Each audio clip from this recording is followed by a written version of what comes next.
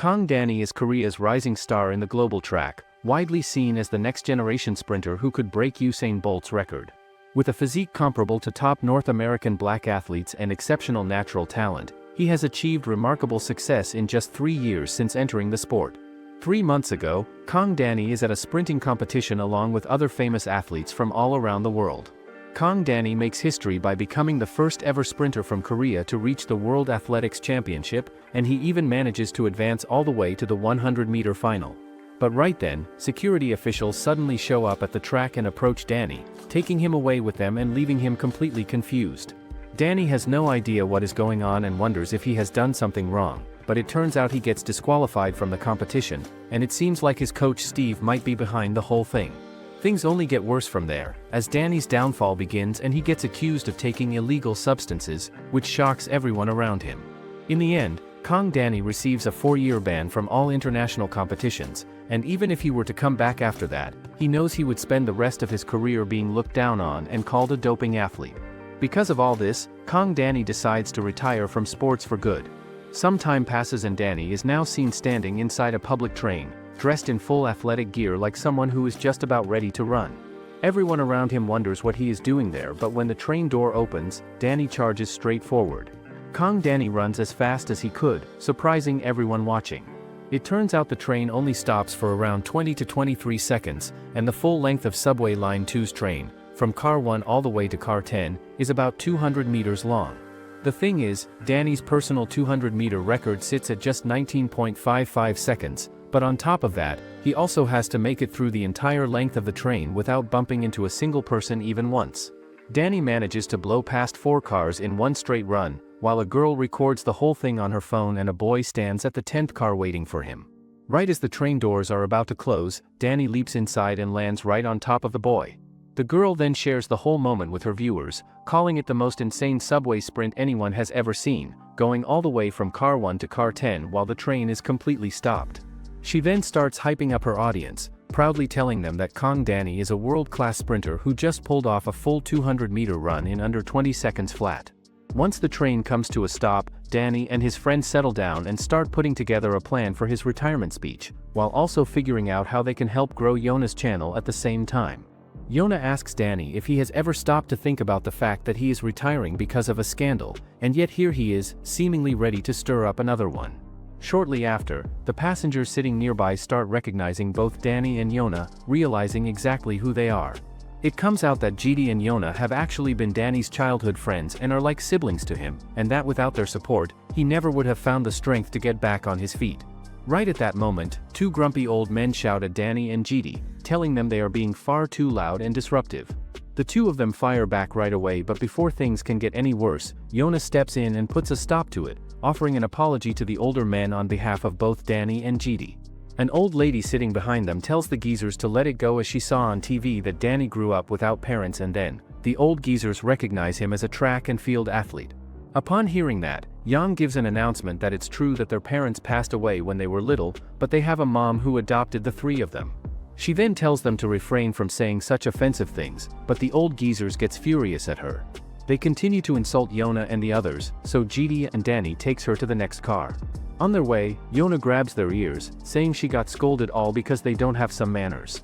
After that, Yona receives a text from their mom, saying they should get home soon as she made galbi for them. Suddenly, the subway shakes, causing the panic among people. JD thinks that there might be some traffic ahead, and because of that the subway stopped. GD then tells everyone that there is some kind of terror attack in the city and how the entire Seoul subway system has stopped. Yona quickly starts live stream to ask people about the situation, but she gets surprised to see that a viewer is warning them to get out of the subway. Unexpectedly, a terror attack strikes them, and monsters appear out of nowhere.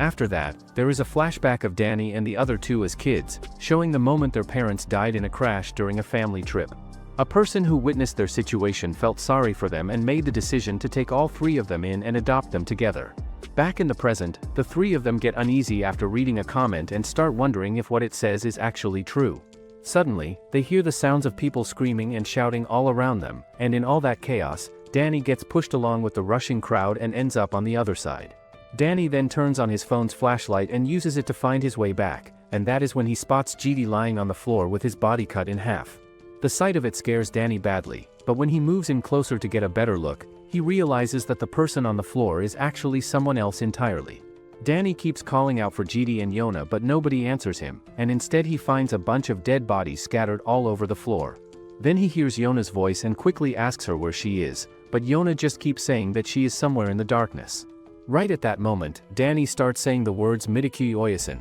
something that Yona had taught him, which means that all three of them are connected to each other. Danny then spots a path that leads him straight toward Yona and GD, who are standing on the other side. He pulls together every bit of courage he has and tells himself that no matter what happens, he has to get over there. Danny then squeezes his eyes shut and takes off running straight through the crowd as fast as his legs can possibly carry him without stopping for anything. At that moment, GD reaches out and grabs his hand, and the three of them come together and hold onto each other tightly in a desperate hug. Yona asks GD where he has been this whole time because she genuinely thought he was dead and that she had lost him for good. GD then adds to the panic by telling everyone that there is some kind of monster inside the subway that has been going around and killing people, which makes the already terrifying situation feel even more hopeless and dangerous. Suddenly, all three of them notice that the monster is heading directly toward them once again, and GD immediately shouts at everyone to get down onto the tracks right now without hesitating. Danny reaches out and grabs Yona's hand, and all of them take off running together as fast as they possibly can toward the other side of the tunnel where there is a door they are trying to reach.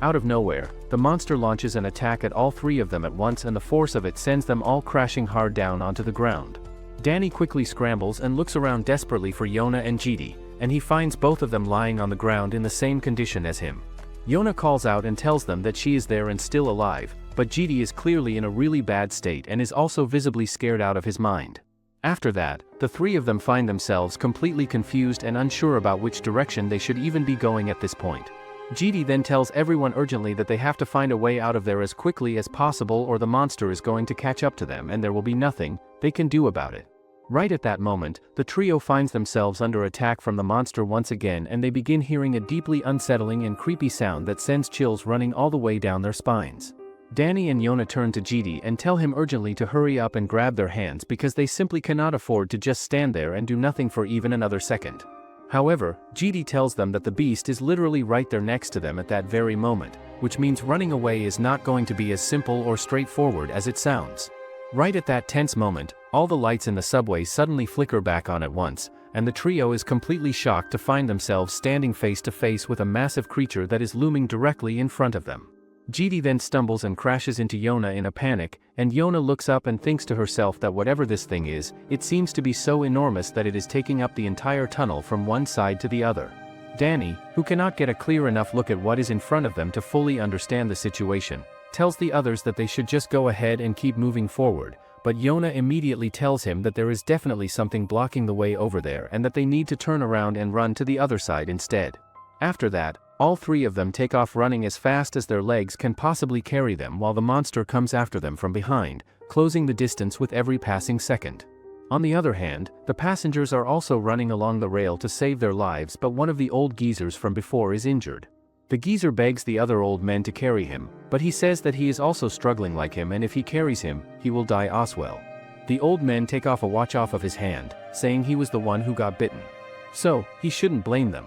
The old man then takes off his watch and says that he is going to make sure it gets back to his family before turning around and walking away from the group. The trio meanwhile are getting closer to the subway station, and as they approach, GD looks around and thinks to himself that the place does not look good at all from what he can already see. After that, all three of them are completely shocked and horrified when they see that Jyoti Station is in an absolute state of devastation, with people's bodies scattered all around the place in every direction. GD finds himself wondering why there are so many injured people gathered in one place, but looking around at everyone they can see that people have essentially lost their minds and are just frantically contacting their families on their phones and begging for someone to come and help them rather than doing anything practical about the situation around them. GD thinks to himself that there are so many injured and suffering people everywhere he looks, and yet not a single person is stepping up and doing anything to help any of them. Danny thinks to himself that the hard truth is that they cannot save all of these people even if they wanted to, and that there is genuinely nothing the three of them can do about it given that every single exit out of the station is completely blocked off.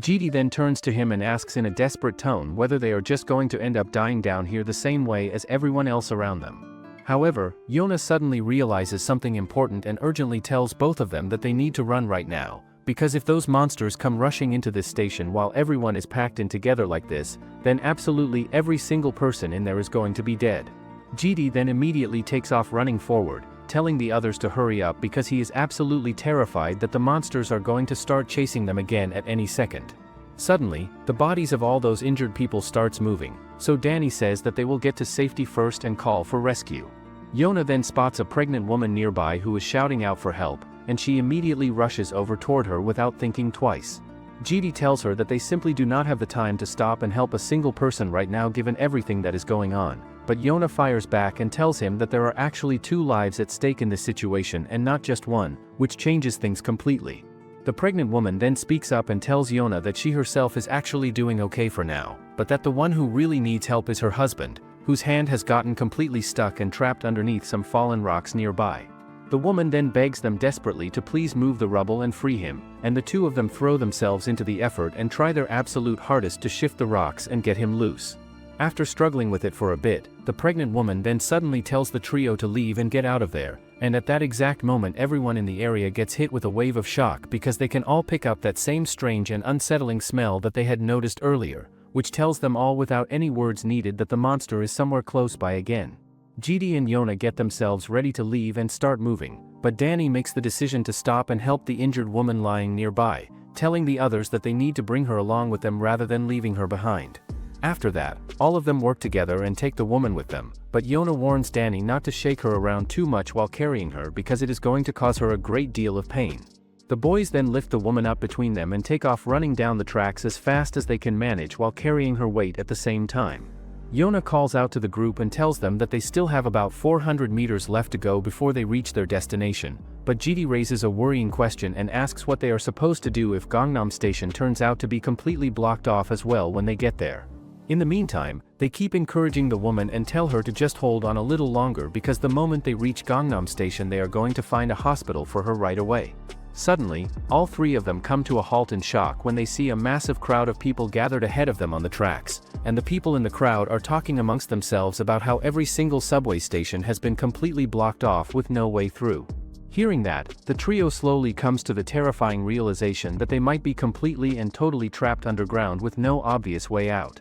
Yona still cannot wrap her head around the fact that all the stations are closed off and thinks to herself that those people probably have not actually gone around and checked every single exit and option available to them. The group of other people then informs them that one of them had been heading toward Yeoksum Station when the subway suddenly stopped, which is what brought them in this direction in the first place. He also mentions that someone else in their group came from somewhere near Samseong Station and that every single exit has been completely blocked off all the way through to Gangnam Station with no way out anywhere along that stretch. Hearing all of that information laid out together, Danny thinks to himself that if every station in that direction is truly sealed off, then their only remaining hope might be to try and make it to Sports Complex Station instead and see if there is a way out from there. The group of other people then turns to the ones who had been on Danny's subway and asks them where exactly they had come from and what they had experienced. They explain that they had been on their way towards Seocho Station when the subway came to a sudden stop and something absolutely terrible happened that they do not even want to fully describe. Before the conversation can go any further, one of the guys cuts everyone off and says plainly that they are just wasting precious time standing around talking like this and that everyone needs to stop hesitating and just run while they still have the chance to do so. Hearing that, the whole group snaps back into the reality of the situation and realizes that every second they spend standing around debating and exchanging information is a second that the monsters could be using to close the distance between them. After that, the crowd quickly starts moving and Danny looks over at Yona and GD and the 3 of them exchange a quick glance that says everything without a single word needing to be spoken, and just like that they all turn and start moving together, knowing that their best and possibly only shot at getting out of this alive is to keep pushing forward and not stop for anything until they find a way out. So, since they are sure everything behind them is blocked up to Samseong Station, it would make more sense to head for the nearest Seocho Station. GD then adds up that they can't do that because before reaching Seocho Station, monsters attacked the subway and they barely escaped from there and made it here. Hearing what the trio is saying, everyone around them immediately gets scared and starts questioning amongst themselves whether what they are hearing is actually true or just some kind of panic-driven rumor.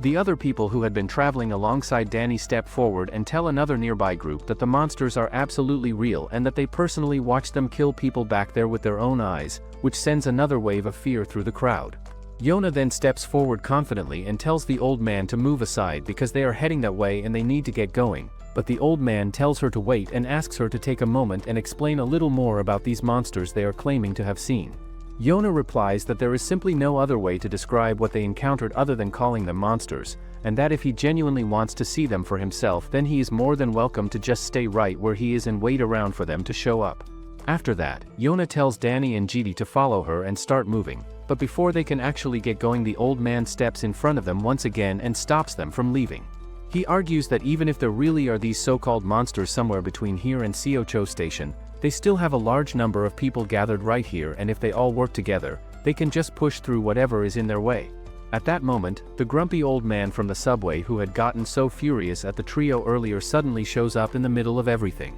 Then the entire place begins shaking violently, and everyone immediately thinks to themselves that if they stay where they are right now, they are going to get crushed by whatever is coming down on top of them. However, when they look around, they see a shadow of the monster, and everything turns into a chaos as they all runs. Yona tells Danny and Jidi that they must go too and run as fast as they could while the monster starts killing people behind them. Out of nowhere, the old geezer just runs past them, and Danny tells Jidi that they can't let this guy slow them down. Danny then picks up the pregnant women all by himself while Jidi goes out to clear the way using his incredible strength. Jidi then shoves the old man so hard that he loses his balance and ends up falling straight down onto the ground. Yona then spots Gangnam Station up ahead and rushes toward it with a burst of hope, but it turns out that the exit gate is completely shut and locked up tight just like every other one they have come across so far. Yona stands there and wonders out loud why all of these stations are in this condition, but rather than spending too much time on it they push on and head toward the next station down the line.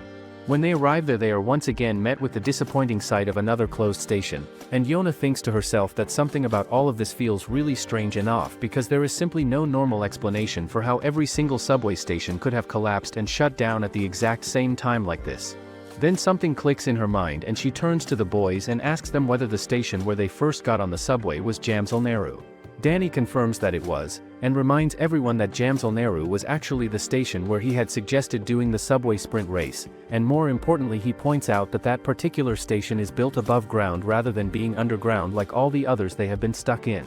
Yona's eyes light up as she puts it all together and she immediately starts leading them along the tracks with a new sense of purpose, explaining that even if every single underground subway station is blocked off and sealed shut, if they just follow the tracks all the way back they will eventually reach Jamsilneru station and from there they can finally escape back up to the surface. However, Jidi asks her how much further they still have to go, so Yona checks the notice board nearby and tells him that they only need to make it through 5 more stations before they reach their destination. Hearing that, Jidi feels his energy drain out of him completely, but the girl looks at him and asks him why his stamina is so terrible when he is supposed to be a javelin thrower of all things, which is a sport that requires a serious amount of physical conditioning. The pregnant woman then reaches into her bag and offers him some snacks, explaining that she has been craving them ever since she got pregnant and that she always ends up carrying some around with her wherever she goes just in case. Seeing that, Yona immediately kicks Jidi on the cheek and tells him that the pregnant woman is the one who is actually supposed to be eating those snacks and that he should be embarrassed for even thinking about taking them.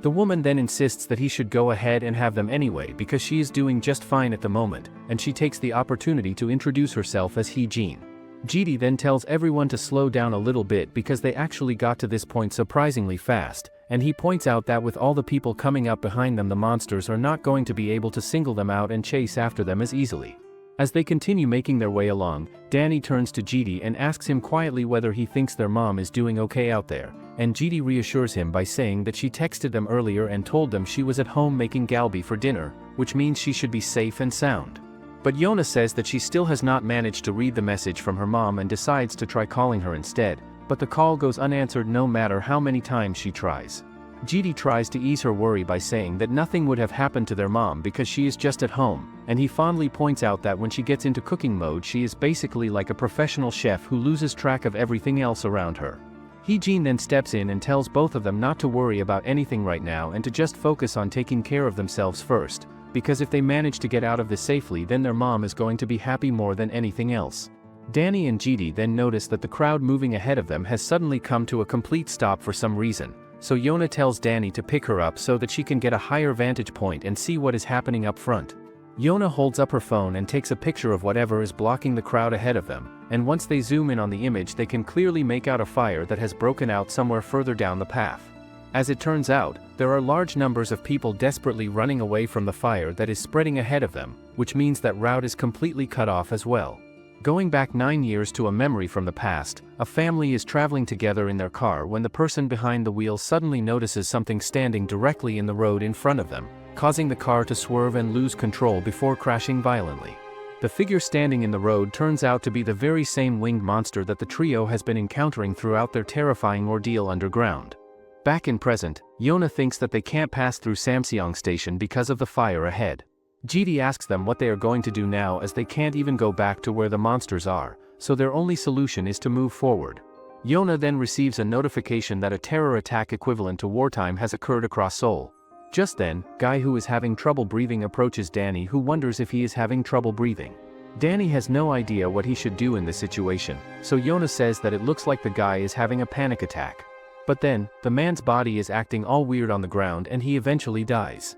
Danny then hears a girl yelling at a guy to let her out of here, but everyone watching wonders what is happening with her. The girl then happens to hit one of the guys standing there, shocking everyone else. The girl then grabs a piece of glass and charges towards the guy with the intention to kill him.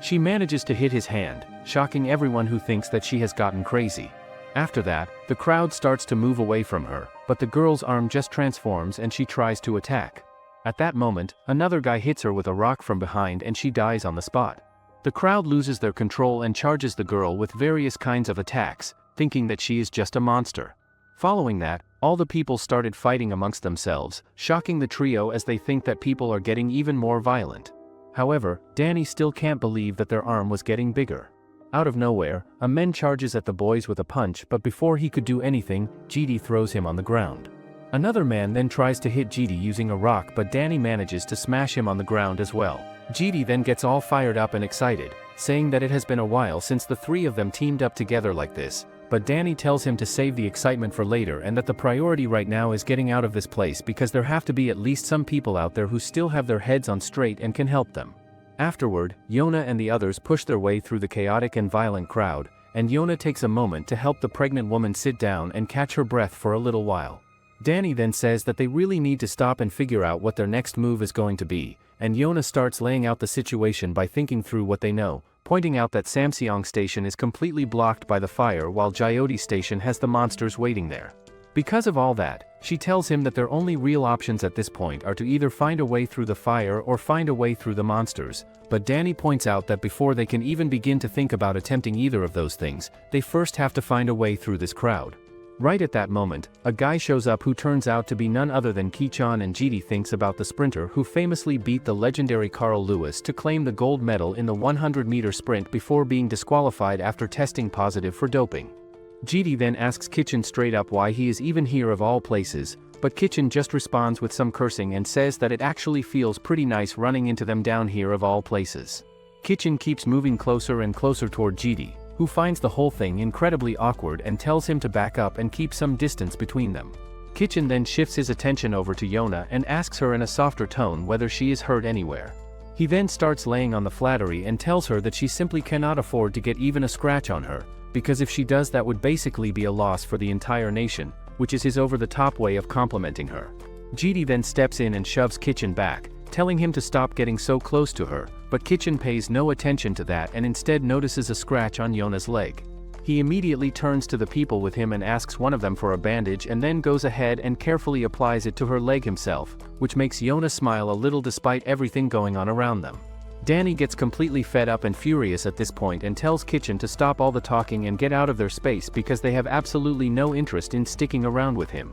But Kitchen ignores that completely and instead turns to Yona and asks her whether she keeps getting banged up because the boys she is traveling with are just too weak to protect her properly. Hearing that, Danny immediately starts arguing back at Kitchen, and before the two of them can escalate things into an actual physical fight, Yona calmly pulls out her earbuds and hands them to the pregnant woman, telling her that this conversation is definitely not good for the baby and that she should just put them in and listen to some music instead. After that, Yona loses her patience and shouts at both of them for standing there talking nonsense when they have much more important things to be dealing with, and that is enough to make both of them quickly step aside and drop it. Going back to a flashback that sheds some light on the history between these two, Kitchen is seen walking through the school corridor back in his school days when he was widely known and looked up to as the most admired troublemaker and star athlete the school had, and things stayed that way right up until Danny showed up and changed everything. The moment Danny arrived, the attention of practically the entire school shifted over to him because he was constantly setting new records for Korea and giving people something to be genuinely excited about,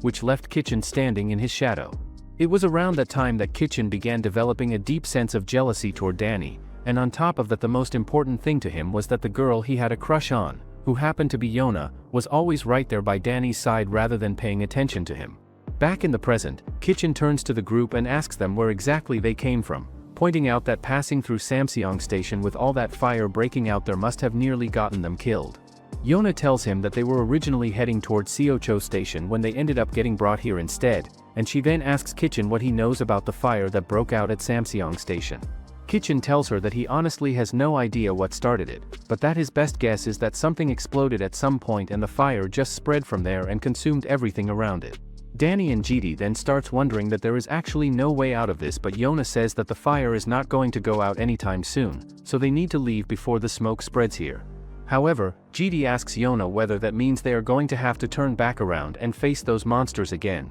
which is not something any of them are eager to do after everything they have already been through. Hearing that question, a guy named Kitchen jumps into the conversation and asks them whether they actually saw the monsters with their own eyes, and then immediately asks whether any of them managed to take any pictures of them. Kitchen then pulls out his phone and shows them some pictures of the monster that he found on Instagram, explaining that people have been constantly posting about it even in the middle of everything that is happening. As it turns out though, none of the pictures are clear enough to make out any real detail, and Yona shakes her head in disbelief at the fact that people are still trying to stop and film things in a situation as dangerous and life-threatening as this one. GD and Danny then start poking fun at Kitchen and mocking him a little bit, but Kitchen completely ignores the two of them and keeps his attention focused entirely on talking with Yona, which gets on Danny's nerves and makes him genuinely annoyed and irritated. Kitchen then drops some information that catches everyone's attention, revealing that they are all actually lucky to still be in the condition they are in, because apparently if you make direct eye contact with one of the monsters you are going to get infected by whatever it is that they carry. He goes on to explain further that if someone makes eye contact with a monster, they are going to end up turning into one themselves over time. However, GD is not buying any of it and thinks to himself that Kitchen is just spouting complete nonsense and making things up as he goes. Kitchen then explains that what they are dealing with is a brand new virus, and he asks GD whether he has ever heard of or seen anyone get infected simply from making eye contact with someone before, using that as a way to back up how unusual and serious this whole situation really is. He then leans in and lowers his voice to a whisper before telling them that the general public does not know about it yet, but that there is information circulating that this virus originally came from North Korea. He goes on to explain that North Korea had apparently been working on developing special medicine designed to enhance the combat abilities of their soldiers, but that somewhere along the way the medicine mutated and turned into a virus instead, and every single test subject who had taken it ended up transforming into one of these monsters. Since North Korea could no longer contain or control what they had created, they went ahead and dug tunnels underground and used them to send the monsters across to the other side.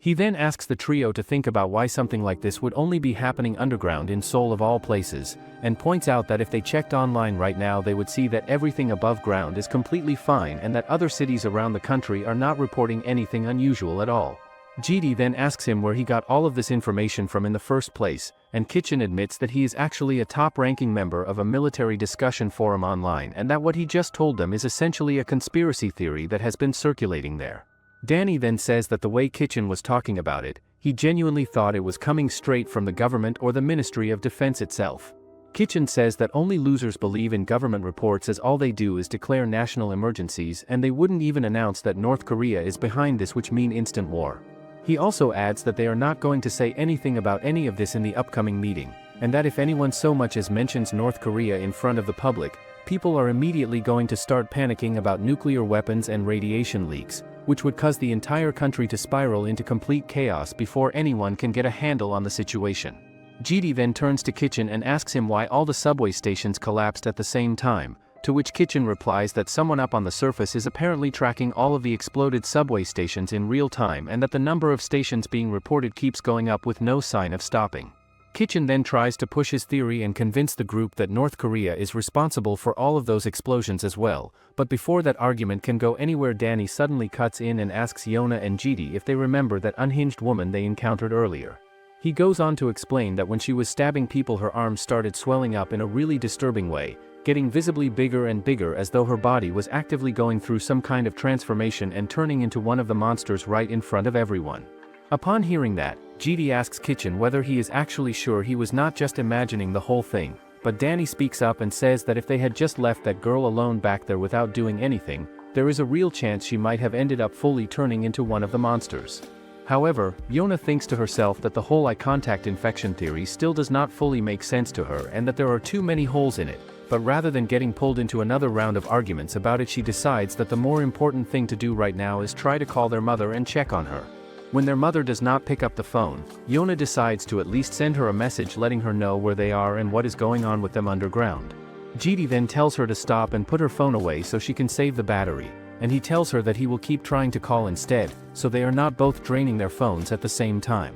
Right at that moment, the military suddenly shows up and tries to get everyone's attention to deliver some important information, but since the crowd is too far gone and out of control to listen to anything, the soldiers end up having to physically beat down the people who have lost their minds just to restore some kind of order. Once things calm down enough, the driver of the Line 2 train steps forward and informs everyone that there is actually a way to escape back up to the surface, and that if they can pull it off successfully, they can finally get out of this nightmare for good. Hearing that news, pretty much everyone around them erupts with excitement and relief, except for Yona, who keeps her eyes on the pregnant woman and cannot stop worrying about whether she is going to be able to handle whatever this escape plan involves. Yona then turns to GD and Danny and tells them both to keep their voices down because all the noise they are making is disturbing the pregnant lady and she does not need that kind of stress on top of everything else she is already going through. The driver then continues with her announcement and explains to everyone that most of the Line 2 stations have completely collapsed, which makes it basically impossible to find a working exit anywhere along that stretch, and on top of that, Samseong station is still actively on fire, which means passing through there is completely out of the question as well. She also admits honestly that they have absolutely no idea when or if a rescue team is going to show up to help them, which does not leave them with many options to work with. She then tells everyone that they happen to have someone in the group who previously worked on the Shinbundang Line tunnel construction, and that according to him there is actually a hidden passage located somewhere near Gangnam Station that connects directly to the Shinbundang Line. She explains that if they can manage to find that passage and get through it, they should be able to use the Shinbundang Line as they way out and finally escape to the surface. The worker then quickly steps forward and speaks up, explaining that back during the construction days they used to refer to that hidden passage by the nickname the escape hole, and that it was originally built and designed to serve as an emergency exit for workers, but that once the construction work was fully completed they went ahead and sealed off the entrance to it using concrete so that it would not be accessible to the general public. But if they break through the concrete, then the passage should open,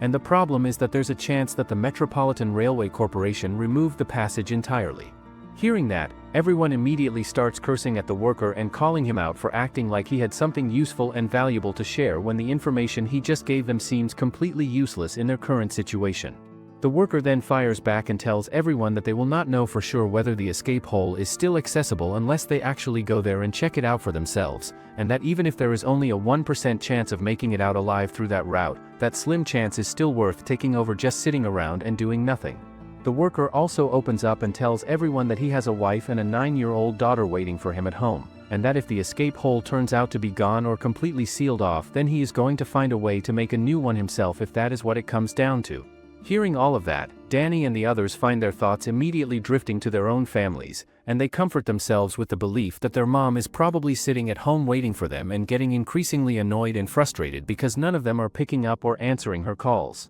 The driver then steps forward and informs everyone that they are completely free to make their own choice about whether they want to come along with the group heading toward Gangnam Station or whether they would rather stay behind and wait for a rescue team to come to them. Kitchen then turns to GD and tells him straight out that there is absolutely no point in staying behind and waiting around for something that might never come. He also adds that the escape hole they are planning to use is definitely still there and accessible, because the government workers are so lazy and slow that they would never even think about going out of their way to seal it up or get rid of it. However, Danny points out that going back toward Gangnam Station is definitely going to be a risky move no matter how they look at it, but Kitchen gets completely fed up with the hesitation and asks them angrily whether they would rather just sit there and wait around for death to find them instead. Danny then takes a moment to think it over seriously before saying that they have no real choice and that they have to go as well. Jidi is still clearly scared and says that if they stay where they are, at least they will not have to come face to face with those monsters again. But then his eyes fall on the pregnant woman nearby and he realizes in that moment that staying behind is simply not an option for them anymore.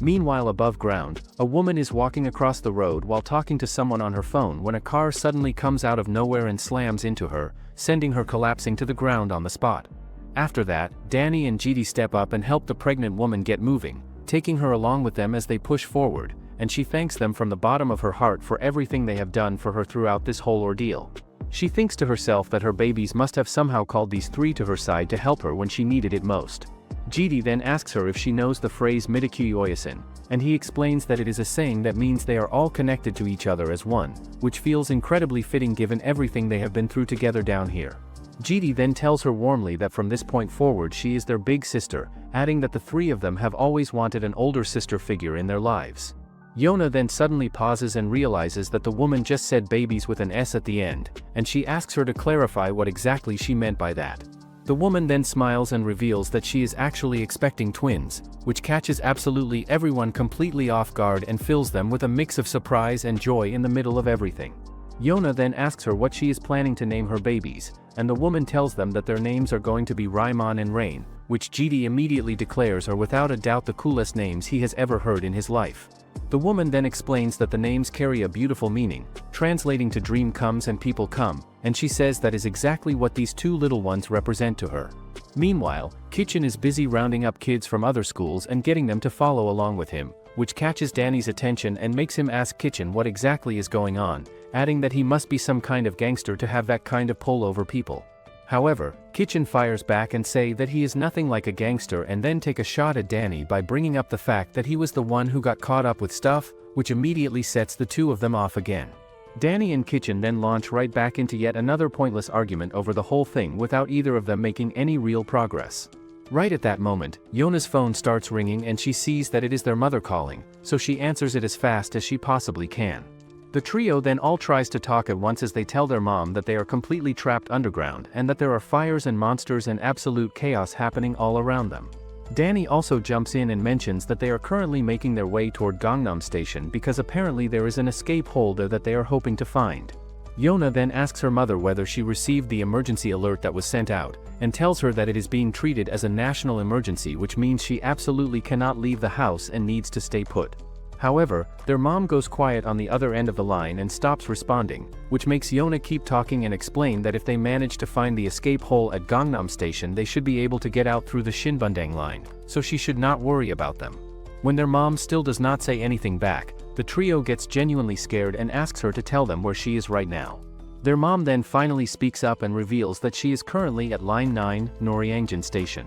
Hearing that their mom actually answers, they are all completely surprised and immediately ask her why on earth she decided to take the subway today of all days given everything that has been happening. She replies that Danny had his retirement event today, and she wanted to get back home early so she could make galbi for dinner as a way of celebrating. She then reveals that the situation where she is not looking good either, as some rubble has already fallen on her, but she quickly adds that she is okay and they should not panic. Suddenly, the sound of more rubble collapsing comes through the phone and the call cuts off completely, leaving the trio standing there staring at each other with worry and fear written all over their faces. Jidi tries to call her back as quickly as he can, but the call simply will not connect no matter how many times he tries, and Yona puts her hand on him and tells him to take a breath and calm down because panicking right now is not going to help anyone. Yona then pulls herself together and gathers up the courage to speak up and tell them both what needs to happen next, saying clearly that they need to find a way to get outside, locate the 119 rescue team, and make their way to Noryangjin Station where their mother is.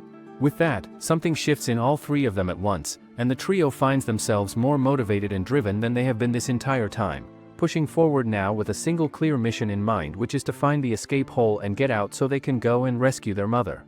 Everyone heads out together with the goal of finding the escape hole, but once they reach the area where it is supposed to be, none of them can actually see anything that looks like a hidden passage or doorway anywhere. Just at the moment when hope is starting to fade, the worker suddenly calls out and says that he found it, and he pulls out a hammer and starts smashing at the wall with it until a door becomes visible behind the broken concrete. The door swings open and the worker gets genuinely excited, turning to everyone and telling them that even if there is only a 1% chance that this leads to a way out, they have absolutely no choice but to hold on to that chance and go for it with everything they have. Suddenly, the crowd completely loses any sense of order and descends into chaos as everyone starts shoving and pushing each other in a desperate rush to get inside the door first, with nobody willing to wait their turn or think about anyone else around them. Seeing that, the trio gets shocked by how quickly things fell apart and they say to each other that they need to get through that escape hole as well no matter what it takes. Danny points out that if they want to get to their mom, then going through the escape hole is not optional and they have to find a way to push through the crowd and get in there.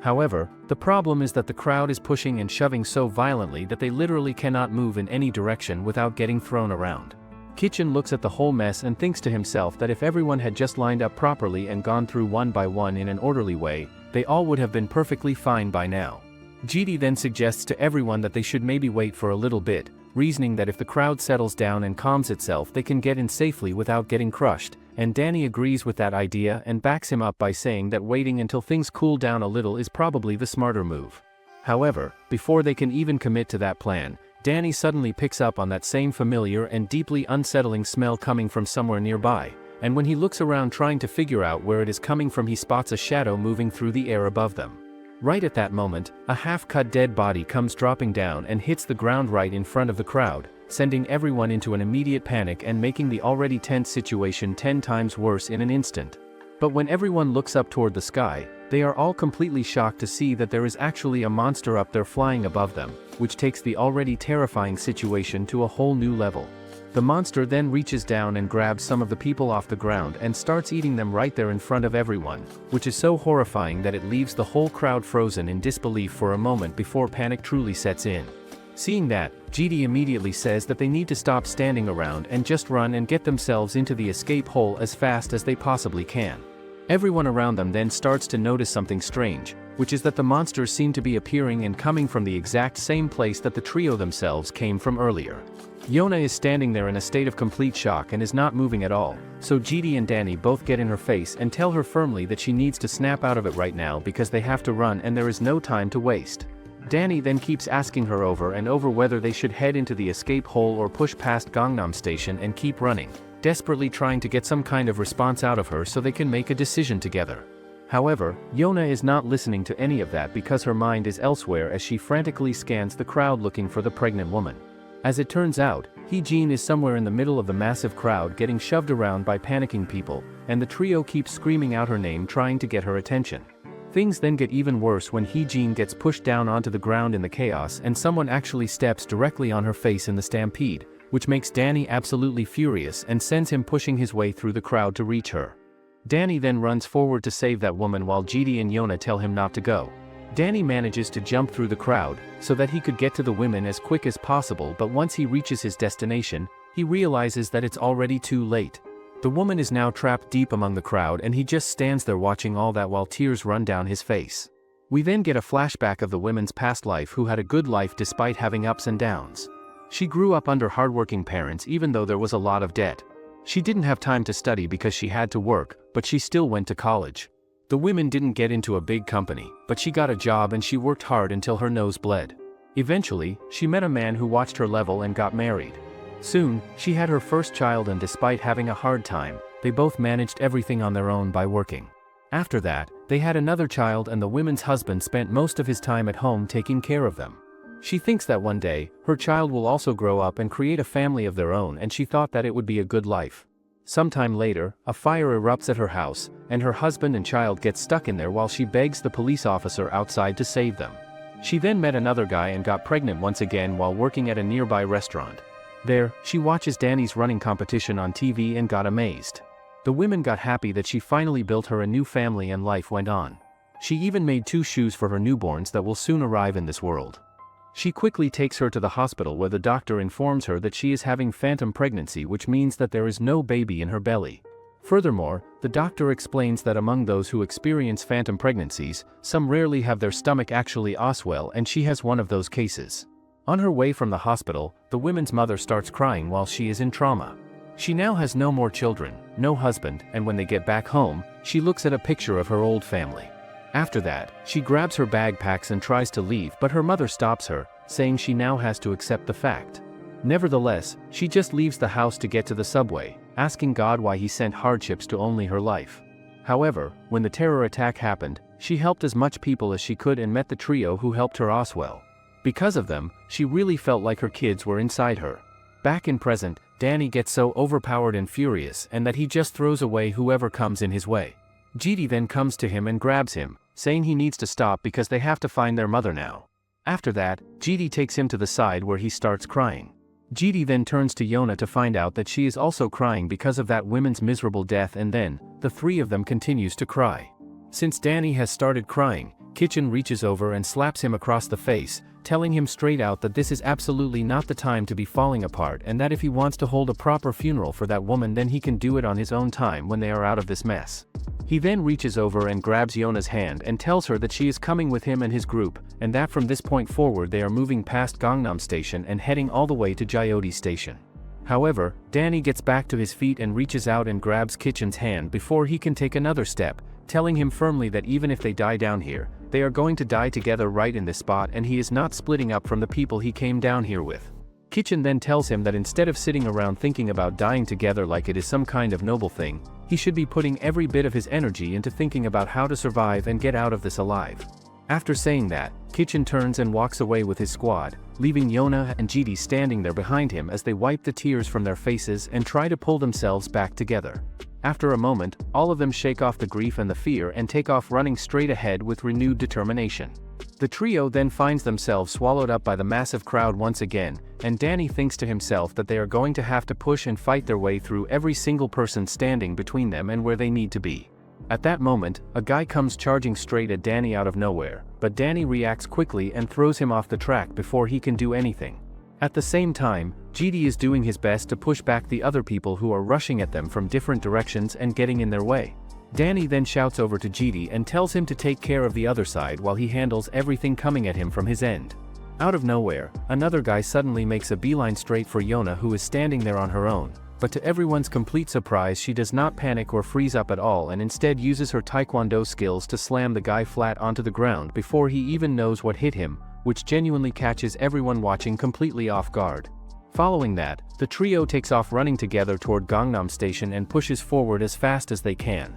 but on the way there Jidi suddenly spots something and shouts at everyone to get down immediately. A massive rocket then goes screaming right over their heads and travels straight toward the monsters before detonating in a massive blast, nearly taking their heads off in the process. As it turns out, it is the military that has been firing all of those missiles at the monsters in an attempt to deal with the situation by force. Back at the president's house, he is being informed that military units have now been fully deployed at the location to handle the monster threat directly. Back underground, the military suddenly engages in a full-on fight with the monsters, which catches absolutely everyone around completely off guard and by surprise. One of the military generals then steps forward and pulls out his telescope, carefully studying and analyzing the way the monsters are moving and behaving so that he can figure out the best way to take them down effectively. He then turns to his army and gives the command for everyone to get their weapons aimed at the creatures and to take precise and careful shots rather than just firing wildly. Hearing that order, the entire army snaps back into disciplined positions and gets ready, pointing an impressive array of advanced weapons at the monsters, including rocket launchers, missiles, rifles, and a whole collection of other specialized military equipment and gadgets. One of the army officers then steps up to the general and asks him whether they are really going to open fire in this location given that there are civilians all around them and that they are going to have to be extremely careful about where every single shot goes. However, the army official responds firmly and makes it very clear that during the entire extermination process, any civilian casualties must be avoided 100% without any exceptions whatsoever, and that this is a direct order that cannot be compromised under any circumstances. Upon hearing that, the officer turns to him and asks who exactly gave that specific order, wondering whether it came down from the chairman or from the Joint Chiefs of Staff. The general once again brushes the question aside without giving a straight answer, which leaves the officer feeling uneasy and uncertain about the whole situation but without enough authority to push back any further on it. The reality on the ground, however, is making it harder and harder to believe that 0 civilian casualties is even a realistic goal given how chaotic and unpredictable the fighting has become,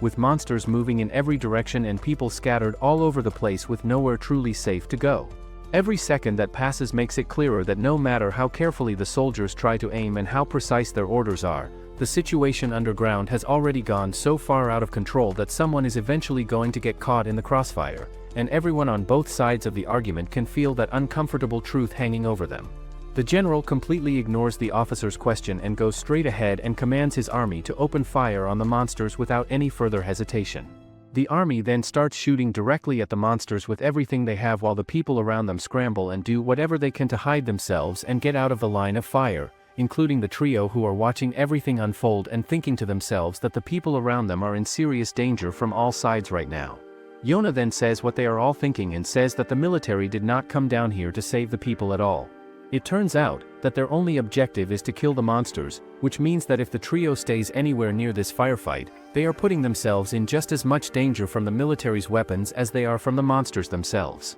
Danny then takes charge and orders everyone to move in behind the soldiers and stay as close to them as possible, because if they wander too far out on their own, they are going to end up getting hit by one of the missiles flying around in all directions. One of the soldiers then fires a rocket directly at a massive monster that looks like a giant great ape, and the moment it connects, the commander immediately shouts at him to fire another one without giving the creature any time to recover. Suddenly, without any warning, another monster with wings appears directly above the army and everyone starts opening fire on it at once. However, the winged monster proves to be incredibly fast and agile and manages to dodge every single bullet that comes its way before diving straight down and charging at the soldier operating the rocket launcher. The soldier manages to get a rocket off and it hits the monster dead on, but before anyone can even breathe a sigh of relief, more monsters begin showing up from every direction. Seeing the situation spiraling completely out of control, Yona thinks to herself that not even the full force of the military is capable of handling what is coming at them right now,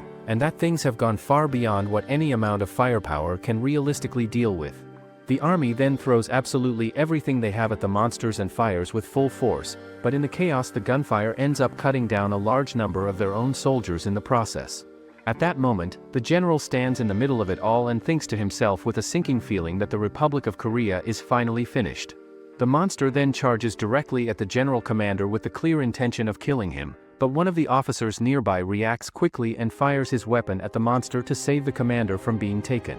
The officer then urgently tells the commander that they are all going to die at the rate things are going and that he needs to give the order to retreat before it is too late. Right at that moment, before anyone can do anything about it, the monster turns on the officer and kills him before dragging his dead body away, which leaves the general commander standing there in a state of complete shock at what just happened right in front of him. In a moment of pure rage and desperation, the commander grabs a rocket launcher and fires it out of sheer anger without thinking clearly about what him is around, but before he can do anything else the monster gets to him as well and kills him. However, the rocket that he fired moments before his death goes flying straight into the crowd of people and ends up killing a large portion of the population gathered there in a single devastating instant. Gripped by panic and grief, the surviving people turn on the soldiers and start screaming and cursing at them, calling them a disgrace and blaming them for everything that has gone wrong. The crowd then completely loses any remaining sense of control they had, convinced that the escape hole is now blocked off and that there is absolutely nothing left they can do to save themselves.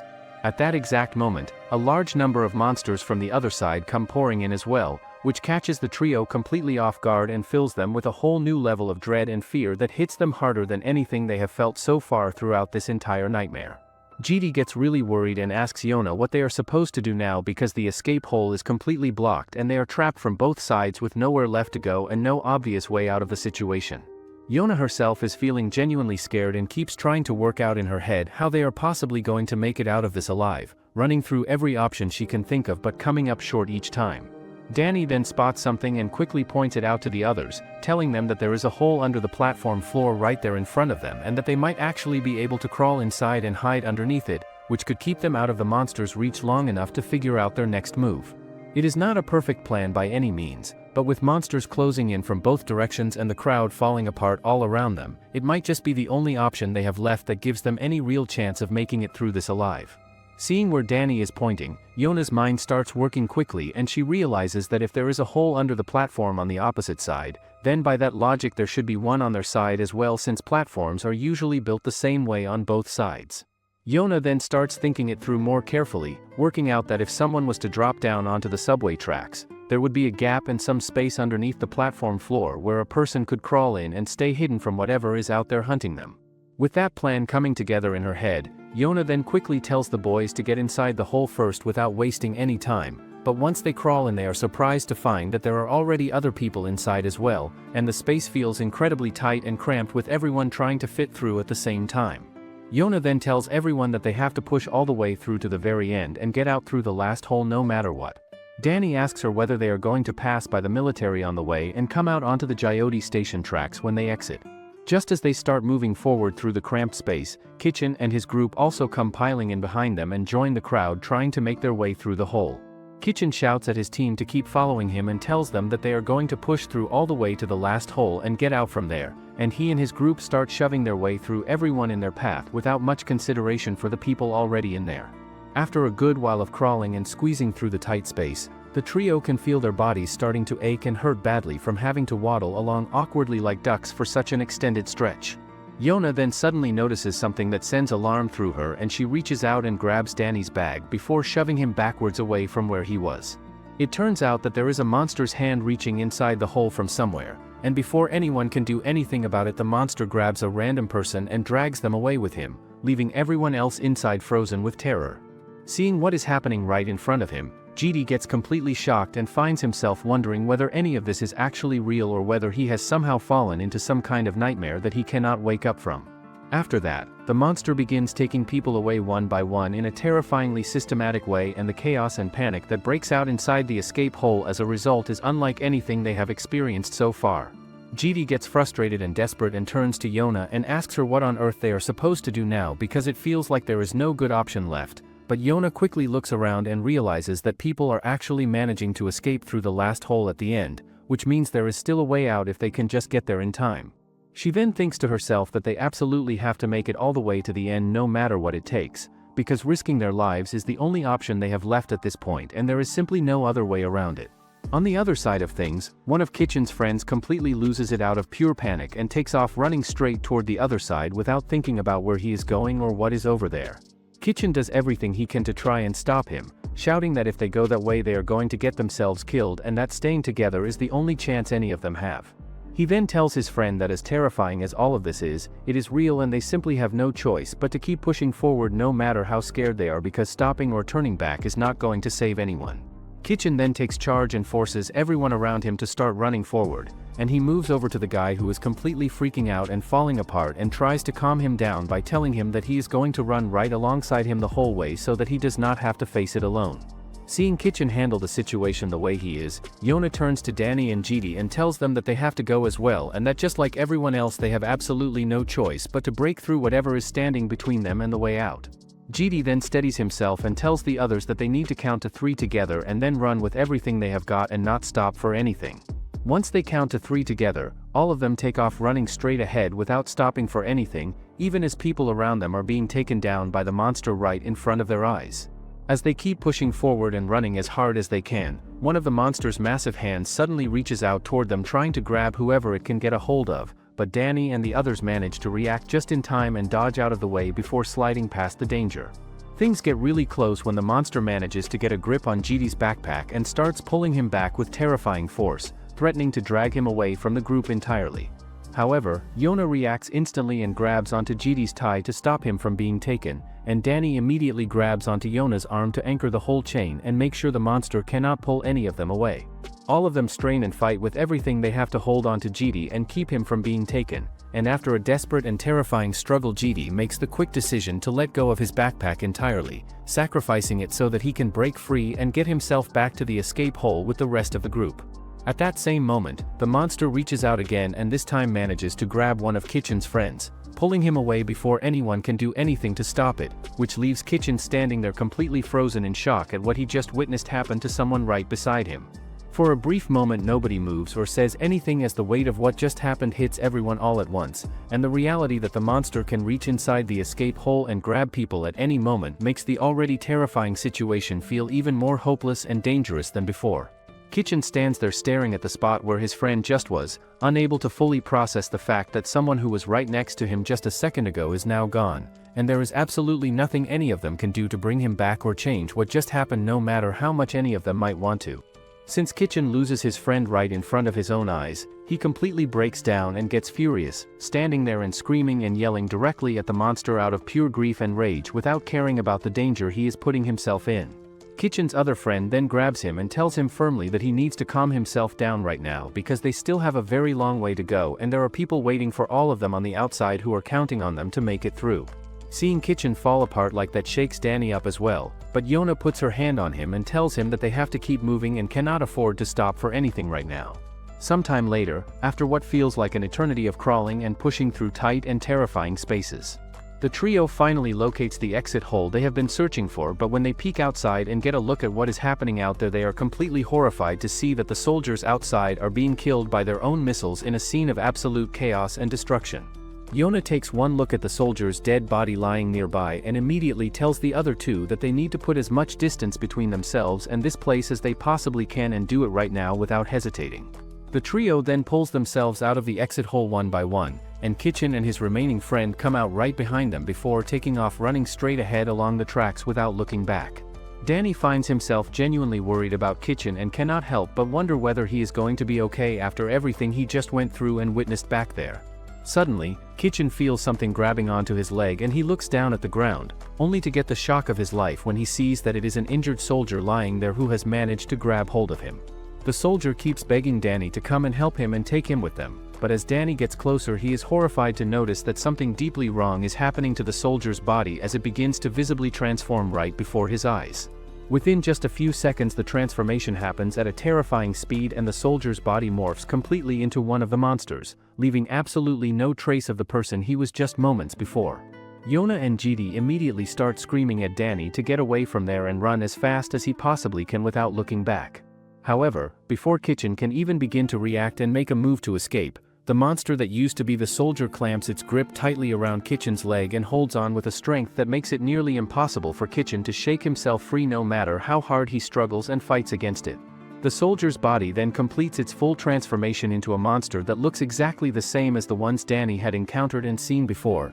and seeing that happen right in front of them leaves absolutely everyone standing there completely frozen in shock, with Yona and GD desperately screaming at Danny to get away from there before it is too late. The monster then furiously charges attack at Danny, and everything just turns into dust. GD and Yona gets worried for Danny, thinking that something bad must have happened to her. However, when the dust settles down, GD and Yona quickly runs to Danny and asks if he is safe. After realizing that Danny is safe, all of them look at the monster, but they are surprised to see that the monster got crushed by rubbles. Danny then looks down at his own leg and realizes with a jolt of alarm that the monster's hand is still wrapped tightly around it and has not let go. GD then steps in and delivers a hard kick to the monster's hand, saying that it is completely disgusting to even have to look at something like that up close. Danny then finds his mind drifting back to just a moment ago when that soldier was still a normal person, but Yona cuts through his thoughts and tells him that it must be true that some kind of infection is spreading and that it caused the soldier to turn into a monster just like that.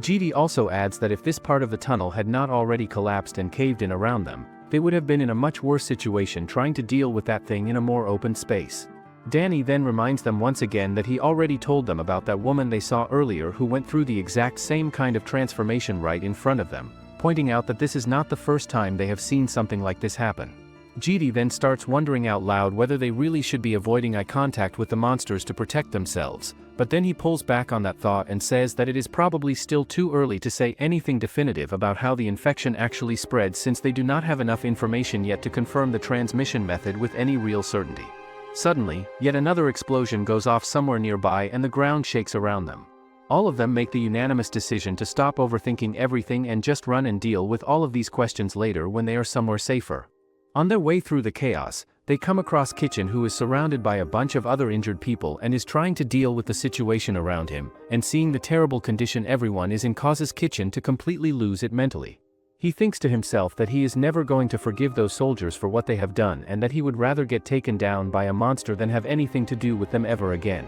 Danny instinctively tries to go over and help him out, but Yona grabs him and stops him, telling him that they have to keep running right now and that they simply do not have a choice about it given everything that is closing in on them. GD also steps in and tries to convince Danny that they do not have the time to get involved in someone else's situation right now and that they just need to keep their heads down and keep moving forward. Surprising everyone including Danny and GD, it is actually Yona herself who walks straight up to Kitchen and tells him directly to snap out of it and stop standing there, and that he needs to come with them and run right now. Hearing that coming from Yona of all people hits Kitchen in a way that nothing else could, and he feels something shift inside him. But before anyone can take another step, they all notice that another rocket is coming straight toward them and they barely manage to throw themselves out of the way in time to dodge it. After getting back up, Danny is already at his absolute limit with frustration and tells Yona that they seriously need to get out of this place right this second, but Yona does not seem to be listening to him at all. Danny asks her again and again what she is staring at, so she finally points out that there is a monster in front of her, eating a human.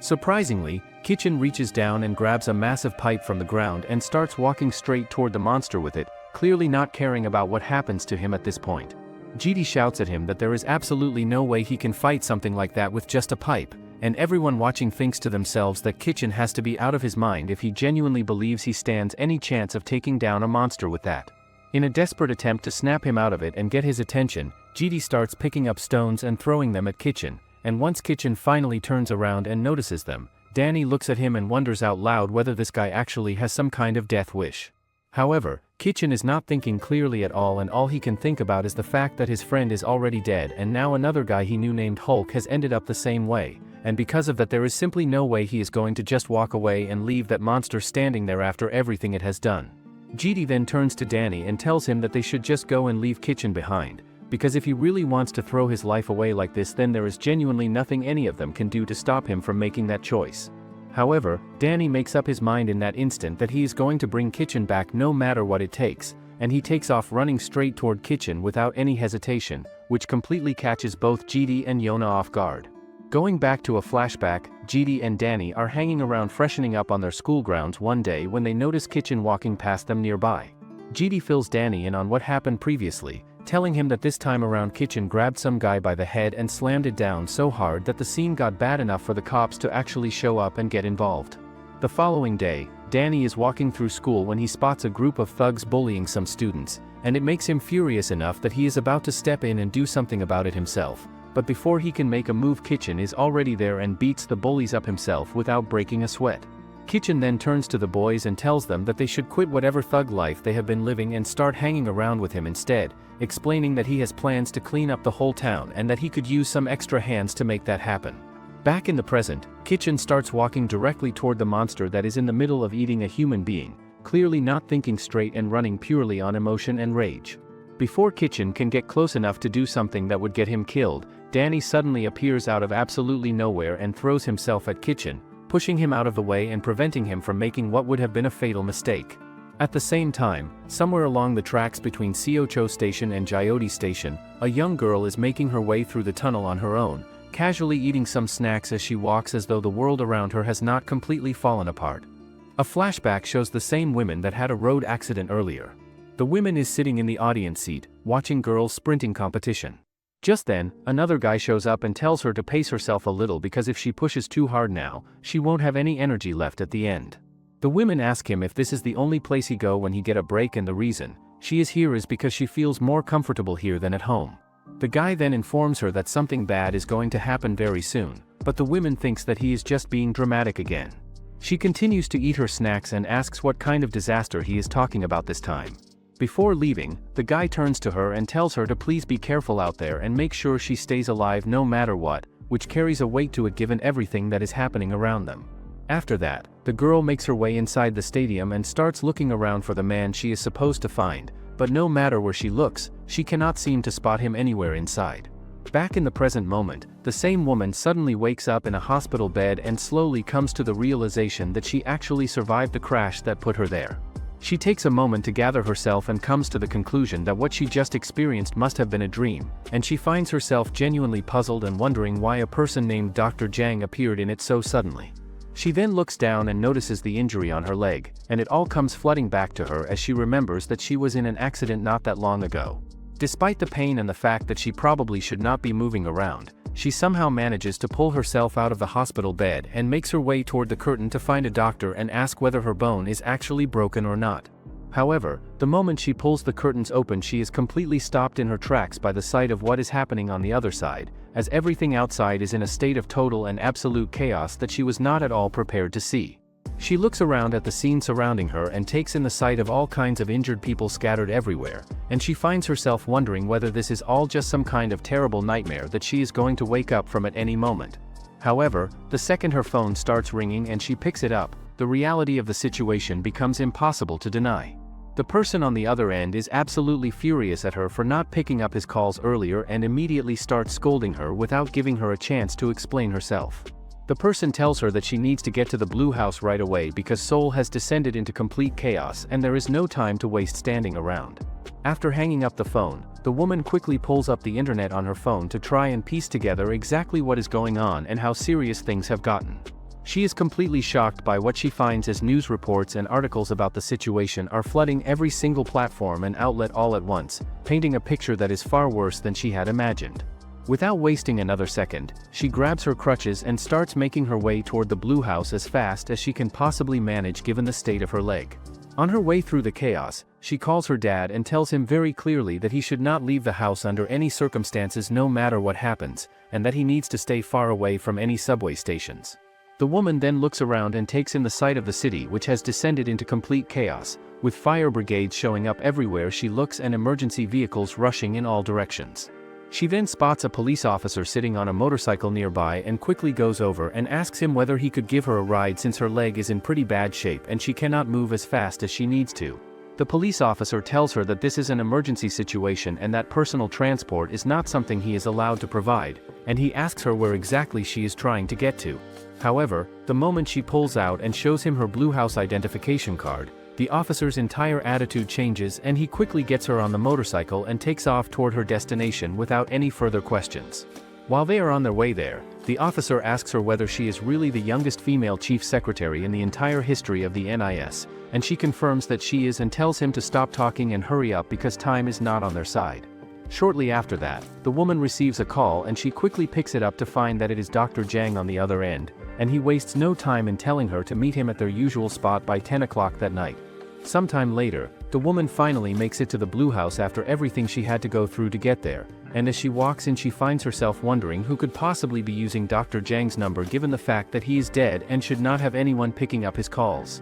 Once she steps inside the office, the director immediately starts yelling at her for showing up late and keeps going on and on scolding her without really giving her a chance to explain herself. The woman asks him directly why he called her in the first place and what was so urgent, but he tells her that this is absolutely not the time to stand around chatting and that he will fill her in on everything once the meeting wraps up. The director then calls her by her name, Hyunju, and asks her what on earth is wrong with her and why she looks the way she does. She explains that she got hit by a driver who took off and ran away before she could see their face, which is how she ended up in the condition she is in. When the two of them walk into the meeting room together, the people already seated inside are completely worked up and going crazy over everything that has been unfolding across the city. Everyone is throwing around all kinds of information and rumors, including talk about people turning into monsters simply from making eye contact with the creatures and a whole range of other frightening claims that nobody can fully confirm or deny. One of the people sitting at the table then turns to the director and asks him directly what is going on, making it clear that she believes the National Intelligence Service must know something that the rest of them do not. Hearing that, the director gets visibly nervous and tells everyone that he genuinely does not know anything more than they do at this point, and that they should all just sit tight and wait to hear what the VIP has to say when he arrives. Just then, the president arrives at the meeting room, surprising them. Everyone quickly stands to show him some respect, but once he tells them to sit, they just sit down. Seeing the way the president carries himself and handles the room, Hyunju finds herself realizing that this is exactly what people mean when they talk about him, as he possesses both an overwhelming natural charisma and a genuine warmth and humanity that you do not often see in people at that level of power. On top of all of that, he is considered an unprecedented figure in Korean history, having pulled off a re-election victory with the highest approval rating the country has ever seen from any president. The president's assistant then steps forward and informs everyone in the room that a total of 99 stations were hit and terrorized all at the same time in a coordinated attack,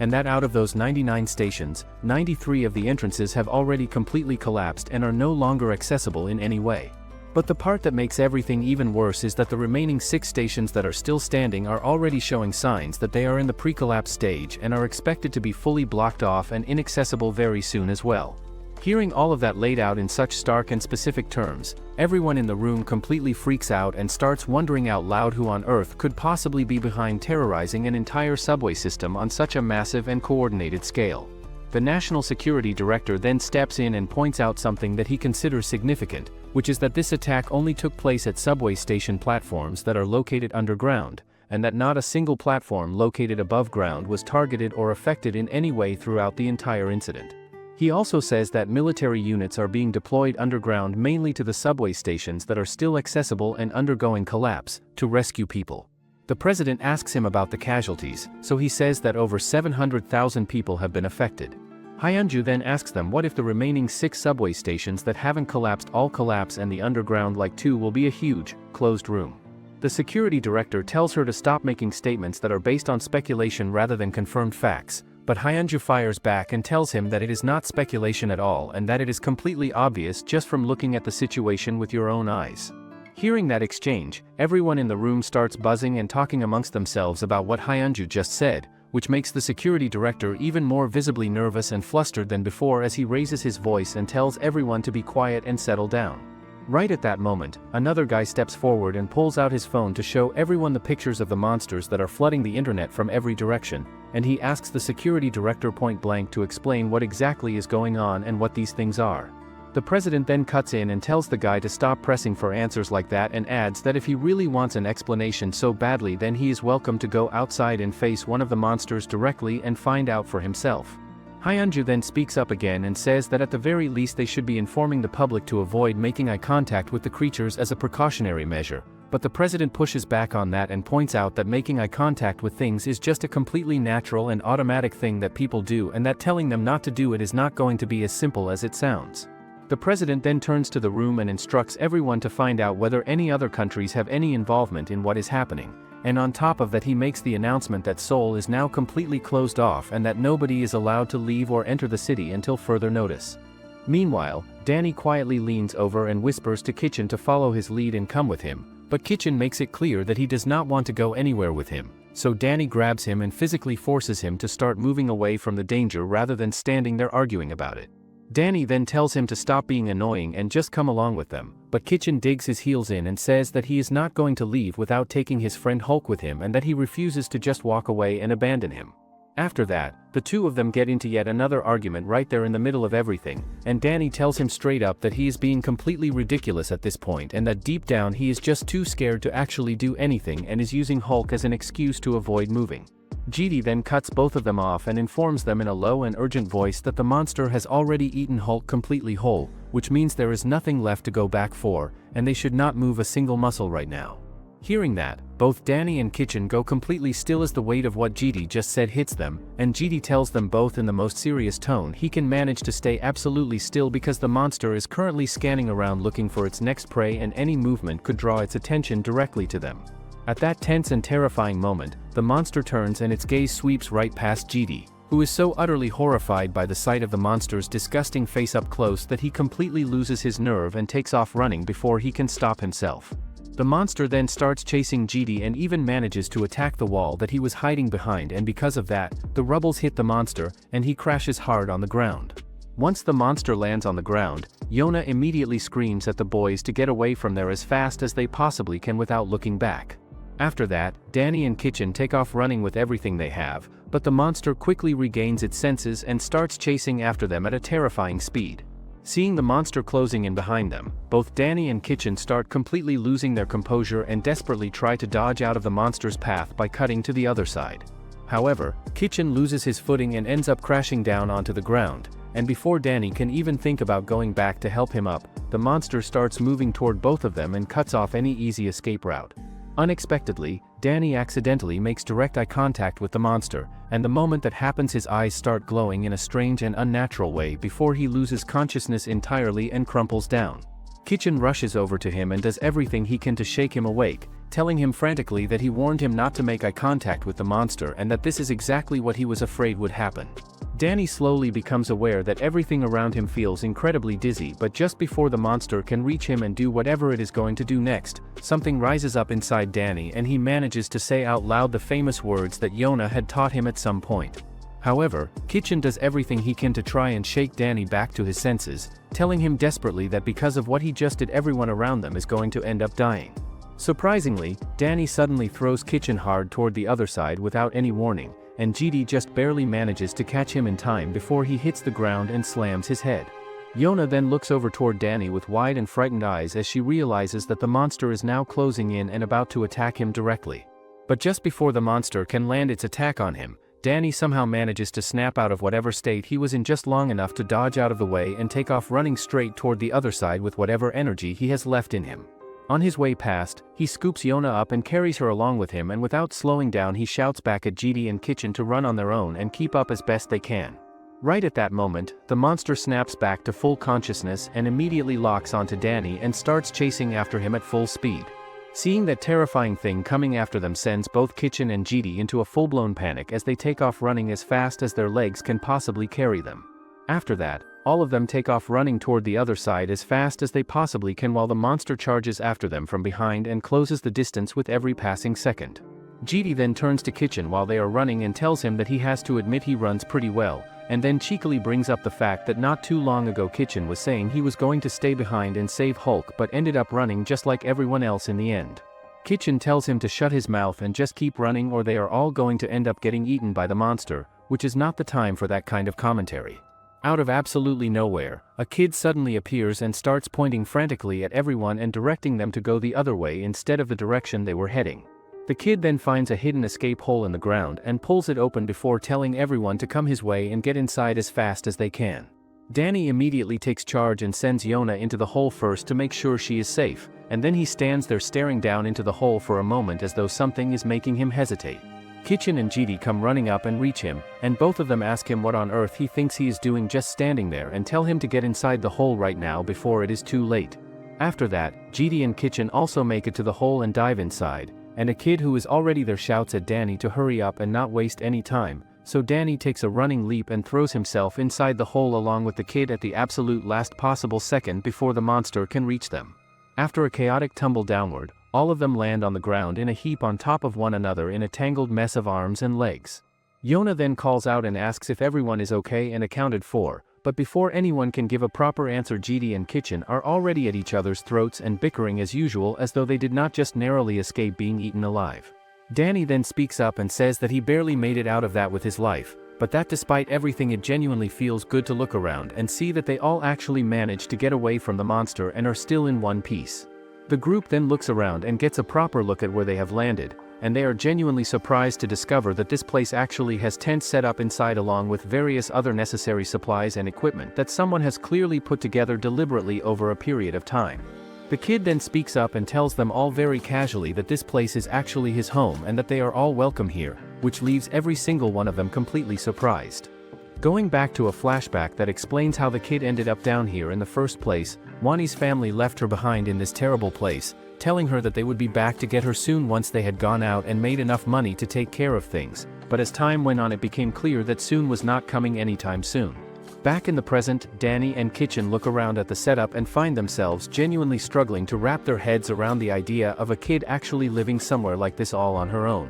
Kitchen also cannot believe that he is standing there having a conversation with a child about all of this, and he asks out loud whether she is seriously telling them that her house is located underneath the Seoul subway system. The girl confirms simply that yes, this is her house, but that answer only makes Kitchen even more frustrated and worked up than before, and just as he is about to say something that he probably should not, Yona reaches over and grabs him by the ear before telling him plainly that this kid saved all of their lives and he needs to calm down and show some respect. Yona then turns away from Kitchen and moves closer to the child, lowering herself down onto her knees so that she can speak to her properly at eye level without making her feel small or intimidated. She asks the child gently what her name is, and the girl quietly replies that her name is Wani, and there is something in her expression that shows she is genuinely surprised and caught off guard by the fact that someone is speaking to her in such a kind and warm way after what has clearly been a very long time without that kind of treatment. Yona then asks her how old she is and Wani tells her that she is 12 years old. Yona continues by asking her whether this is really where she normally lives and stays, and then keeps going with more gentle questions like whether she has any family down here with her and whether they live there together with her. Hearing that, the girl quickly hides her face under her hat and runs to get some water for Yona. She then drinks the water, but once she does, the boys quickly steal the water bottle from her hand and starts arguing over it. Wani then gives Yona another water bottle, saying there are plenty of them here and the boys enjoy some water all because of her. Yona then thanks the girl, saying they all survived because of her and they would have been dead if she didn't help them. Seeing that, the boys gets confused on why Yona is saying all that, but Yona continues to tell the girl that she is mature for a 12-year-old and they were just causing trouble at that age. Wani then says that their dads told them to keep their dignity even if they are homeless. Hearing that, Yona realizes that this is homeless people's house and asks Wani where the other people are besides her. Instead of answering, the girl pulls the hat all over her face and starts crying, so Yona hugs her, saying she has been through a lot. Meanwhile, Hyunju is standing outside taking in some fresh air when the director comes out and approaches her, asking whether she is feeling any better after everything that has happened. He also tells her in a serious tone that what they are dealing with right now is a completely unprecedented emergency unlike anything the country has ever faced before, and that she needs to mentally prepare herself for what is coming. He also makes it very clear that everyone who has any connection to Noah Project is currently considered a person of interest, and that her life is going to be on the line if she does not watch herself carefully and behave accordingly. Hyunju listens to everything he has to say without giving much away in her expression, taking in each word carefully while keeping her thoughts to herself. The mention of the Noah Project clearly means something to her, though she does not let that show on her face in any obvious way that would give the director reason to look at her any differently than he already is. She understands perfectly well that the situation she finds herself in right now is not just dangerous in the general sense of monsters and chaos running through the streets, but that there is a whole other layer of danger surrounding the people in that building and the things they know and do not know, and that navigating all of it carefully is going to require her to be smarter and more careful than she has ever had to be before in her entire career. However, Hyunju keeps her cool and asks him whether the boss has already started making moves, and the guy confirms that they are already in the process of doing exactly that. Hyunju then tells him to go ahead without her because she is going to stay out here a little longer and get some more fresh air before heading back inside. However, the real reason she is not going along with them has nothing to do with needing fresh air, as she actually wants to stay behind so that she can meet whoever it was that called her from Dr. Jang's phone number, which has been sitting in the back of her mind ever since she first received that call. Sometime later, she makes her way over to Jogisa Temple, which turns out to be the very same place where she first met Dr. Jang all those years ago, and she arrives there wondering what she is about to find out.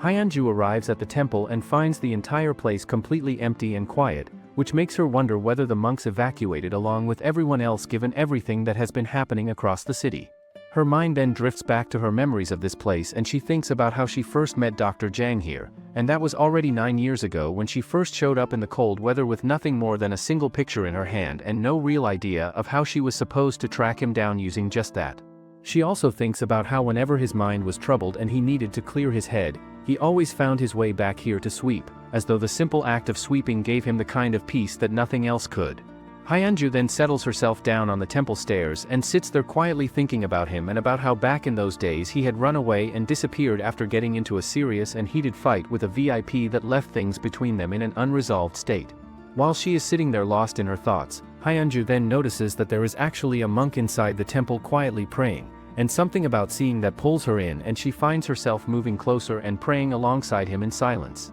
On the other side of things, Wani is busy telling the group more about the world she has been living in, explaining that there are actually a few other places besides this one that people use. She goes on to describe how when the subway is not running, people make their way along the tracks on foot, and that some of them use that time to go and visit other areas while others simply find a spot and rest for a while. Wani also says that she used to visit other places a lot when she was younger, but these days, she feels more comfortable just resting here. Yona then asks her if she knows the underground tracks well, and the girl replies she does because the Seoul Underground is just their backyard. Yona asks her where do she go out to the tracks, so Wani replies that she goes out from that door that they came down earlier and one more on the other side, so these are the two entrances. Hearing that, they are surprised because they have to crawl all the way up there, which is extremely hard. But Wani says that it's not hard at all and they do it all the time, including the dads that went to work that way today too. Danny gets confused and asks her if homeless people also work, so the girl says they do in order to eat. Danny also asks her what she means by dad because she has been saying that ever since they came here.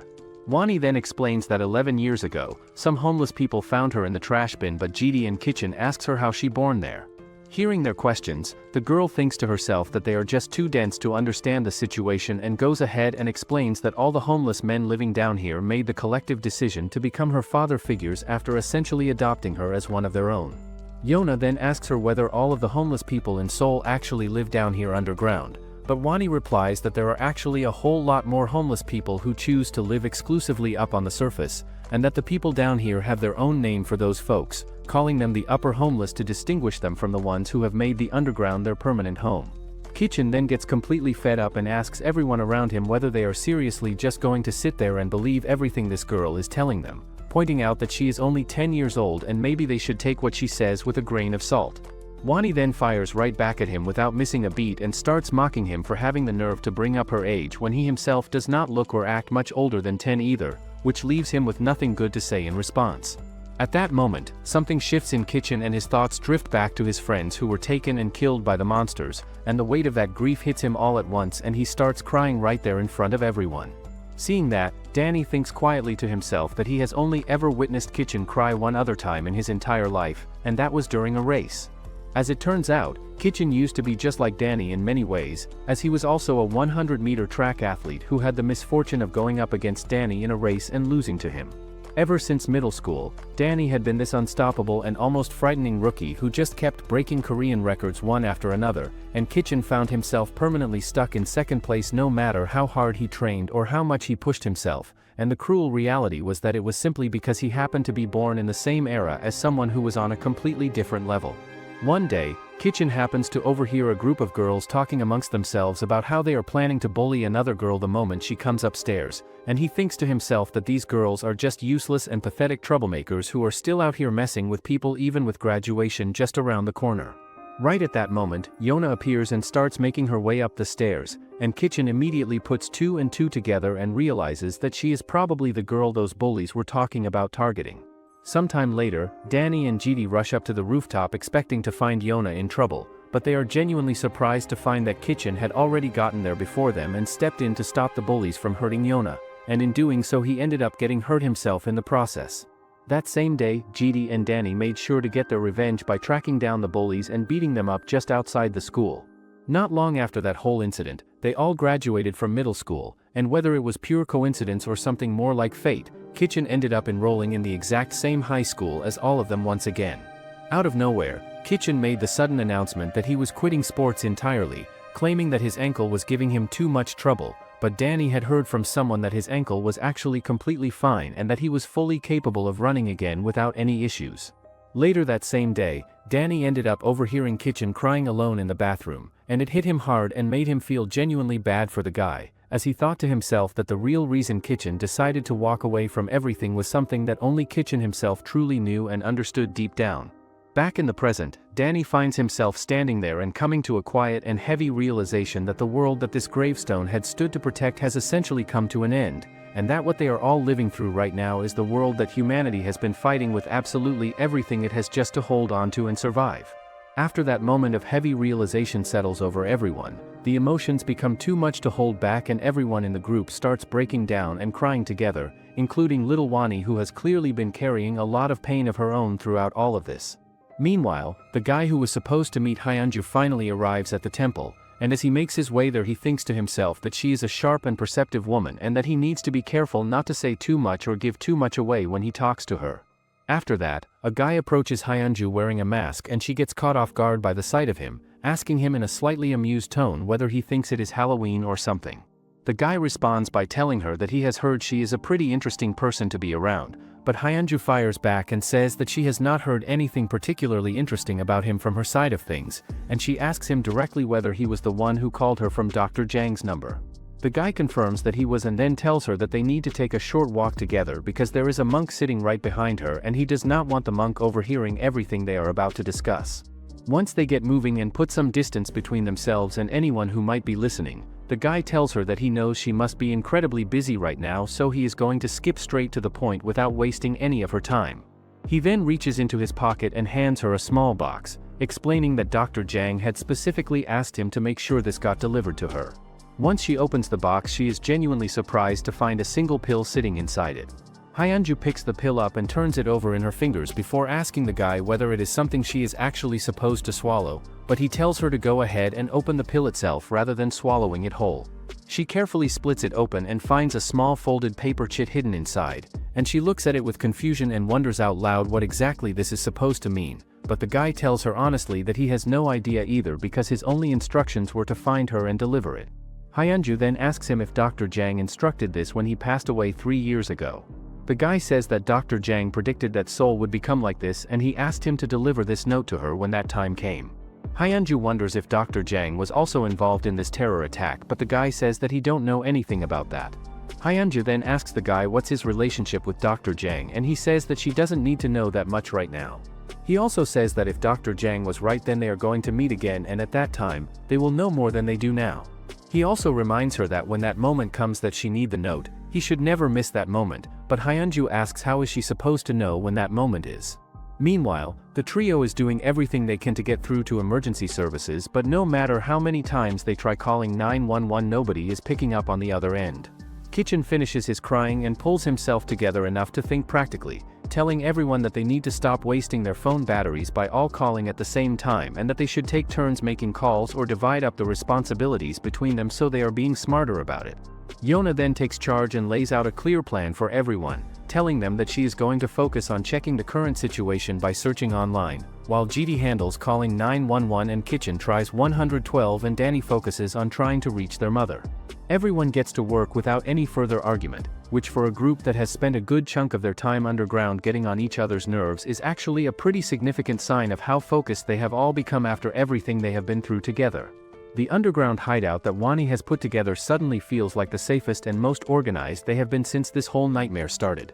Also, having a moment to stop running and actually think clearly and work together as a team gives all of them a small but meaningful sense of control in a situation that has felt completely out of their hands from the very beginning. Feeling left out of the plan and not wanting to be excluded, Wani looks up at Yona and asks what she is supposed to do since she does not have a phone of her own, and Yona responds warmly by telling her that she can come and join her instead so that they can look things up together. Yona then gets on the internet and starts piecing together the bigger picture, and she discovers that Japan and China are apparently going through something similar as well, though the reports coming out of those countries are only describing terror attacks and there are no mentions of monsters anywhere in the coverage. Yona then comes across an article specifically talking about people turning into monsters as a direct result of making eye contact with one of the creatures, and the moment she reads that her mind immediately jumps to Danny and the fact that he made direct eye contact with the monster earlier, and yet absolutely nothing happened to him afterward.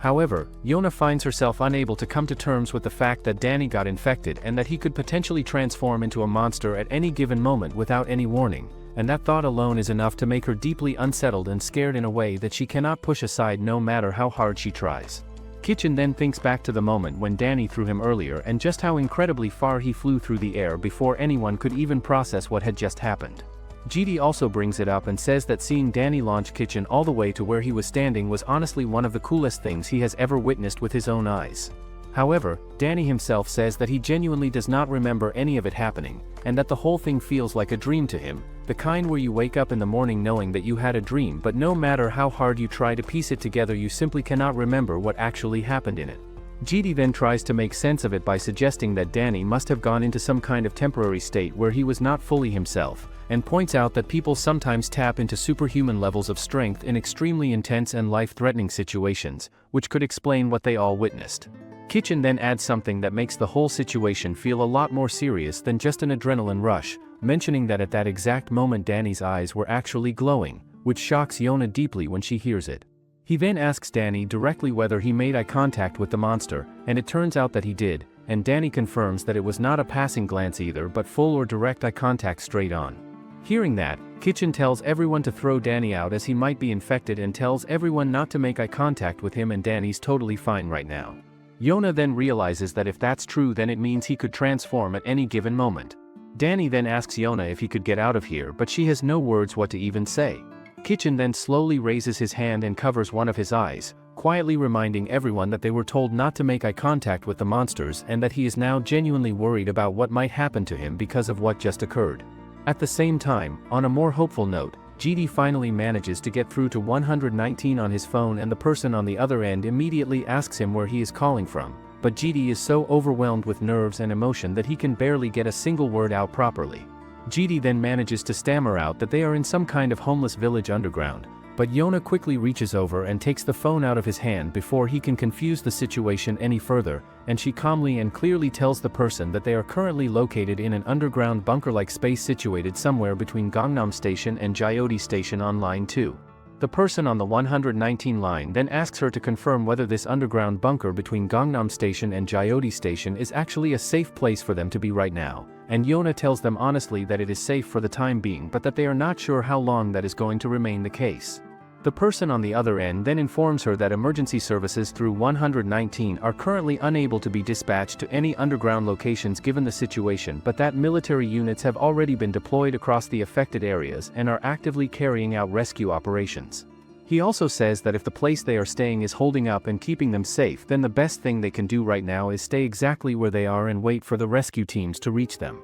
Hearing that, Kitchen completely loses his temper and starts insulting the person on the other end of the phone, pointing out that their so-called military unit was getting completely wiped out just a little while ago and asking what exactly they are supposed to be trusting them for. The person on the phone then informs them that what is currently happening in Seoul has been officially declared a national emergency that is being treated as equivalent to a state of war, which is about as serious as things can possibly get. He also mentions that there are rumors circulating about monsters appearing underground throughout the city, and that because of that the government has put in place a complete restriction on access to the affected areas, with the only exception being military units who are cleared to operate there. He also tells them that since their current location appears to be relatively safe compared to what is going on elsewhere, their best option for now is to stay put and wait for the military to come and rescue them rather than trying to move around on their own. Yona then takes the phone back from Kitchen before he can say anything else that might get the person to hang up, and she asks him directly whether there are any stations in the area where they might be able to escape to the surface. The person tells her that there are currently no stations available that they can use to get out. Wani then speaks up and suggests that if they can find a way to reach Line 9, then there might actually be a chance they can escape from there. After that, the person on the phone follows up and reveals to them that there is actually a way through, telling them that they can get out through the express bus terminal station if they can manage to reach it. Meanwhile, the president departs for another location his car, and on his way, he asks his assistant what Dr. Jang would have said if he was alive. Before the guy could reply, the president tells him to change the topic and says that he should continue with what he was talking about. On the other hand, Hyunju arrives at an unexpected location with the police officer. Hyunju then moves through the crowd to reach an empty forest where a guy stops her, saying this place is blocked and she has to move to the other side. Hyunju then shows him her ID card, which gets her the permission to get to the Seoul Millennium Time Capsule Square. When she enters the facility, she already feels tired and thinks that setting it up in such a remote and difficult place is weird. She then finds a picture of a celebration of Seoul's 1000 years anniversary and reads some words like Jeongongamri that are 4 traditional symbols meaning heaven, earth, water, and fire. Moreover, she thinks that every time she comes here, she just gets scared because it's such an empty and scare place to be at. At the same time, Danny and the others are celebrating how they managed to find an escape route. The 119 person tells them that it's the last remaining subway station, so the military is guarding it with all available forces, and if they are going to move without waiting for rescue, then they should go to station. Before the caller can hang up, Yona quickly jumps in and asks him about her mother, who is at Noryeongjin Station and wants to know what the current situation is like there. The caller tells her that Line 1 Noryeongjin Station is actually built above ground, which means it did not take much damage from everything that has been happening underground. However, he explains that getting into the area is still impossible because Line 9 Noryeongjin Station has completely collapsed, which is making access to the whole area incredibly difficult. The trio keeps pressing him and repeatedly asks him to give them more detailed information about what exactly is going on there, but the caller refuses to say anything more and simply disconnects the call, leaving them with more questions than answers. Yona then turns to Wani and asks her that if they head out through that particular route, which Line 9 stations would they end up coming out at? Wani thinks about it for a moment and tells her that they would come out at either Sapyeong Station or Sananheon Station, and that from either of those spots go to is only a short walk away, which means it is actually a manageable route if they can get there safely. Just at that moment, something that none of them were expecting happens as Danny's phone suddenly connects and gets through to their mom's number, and all of them immediately start talking at once and desperately asking her to say something and let them know she is okay, but the only word she manages to whisper back to them through the phone is the word scary, which sends a chill through every single one of them. A flashback takes us back to when GD was just 2 years old, which was the time his biological mother packed up and left home without looking back. 2 years after that, GD's dad came home one day with a new woman by his side, and she sat down with GD and told him warmly that they were all going to live together and start a fresh new life as a family from that point forward. She even leaned in and asked GD sweetly whether he would be willing to call her mom, and GD happily agreed without any hesitation, genuinely embracing the idea of having that kind of warmth and stability in his life. After that, the family went on to have what felt like the best stretch of their lives together, full of good memories and genuine happiness, until one terrible and life-changing accident took both of his parents away from him and left everything in pieces. As it turns out, the woman who took all three of them in at the funeral home when they had absolutely nowhere left to go was actually GD's own biological mother, the very same woman who had walked out when he was just a little boy. They were deeply grateful that she opened her home and her life to them at a moment when everything felt hopeless, but the reality was that back then they were only 10 years old and it was genuinely hard and confusing to immediately accept a woman they had never laid eyes on before as their mother figure. One day, the three kids are spending time together out in the playground building themselves a little makeshift house out of whatever they can find, and right at that moment their mom shows up, and the kids quickly try to think of something to say so that they do not end up getting themselves into trouble. Yona then asks them if they should just run away, and then they get their backpack and runs away from the house. That night, the three of them set up a tent beside the bridge and try to sleep through the cold as best they can.